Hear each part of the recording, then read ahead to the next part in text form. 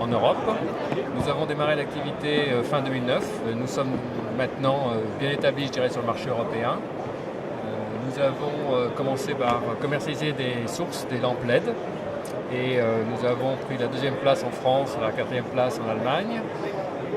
Maintenant, nous commençons l'activité avec des luminaires, indoor et outdoor. Et donc là, nous commençons à nous faire un nom auprès du marché.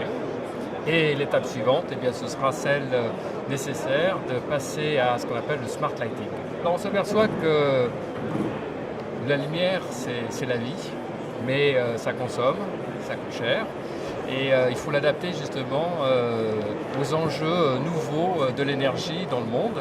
Le smart lighting, c'est comment je gère l'énergie pour un meilleur confort, pour une dépense énergétique inférieure, pour moins de CO2. Et donc concrètement, c'est je relie par un réseau l'ensemble de mes points lumineux dans un immeuble, dans une usine, à la maison, et je vais les gérer en fonction de l'ambiance que je veux avoir, de la consommation que je veux avoir.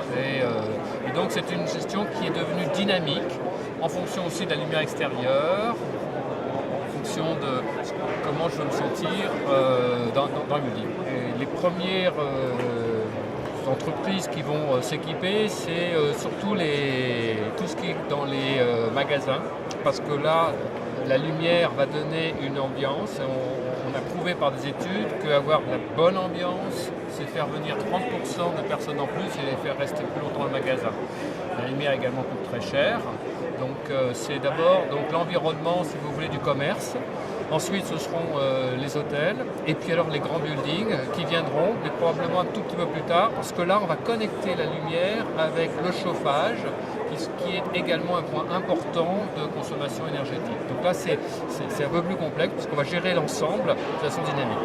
La réglementation joue un rôle important. Il y a 2 éléments. La réglementation d'une part, qui joue par rapport à la perception du marché et la nécessité donc, de faire des économies.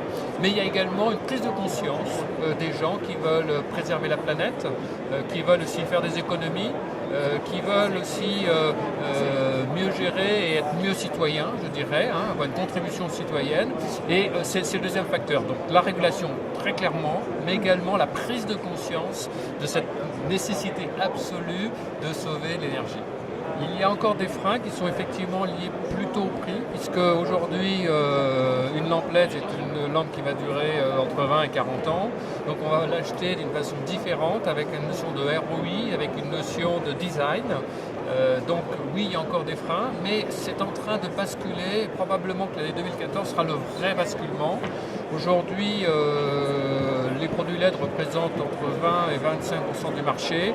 On va sentir le basculement sur l'année 2014.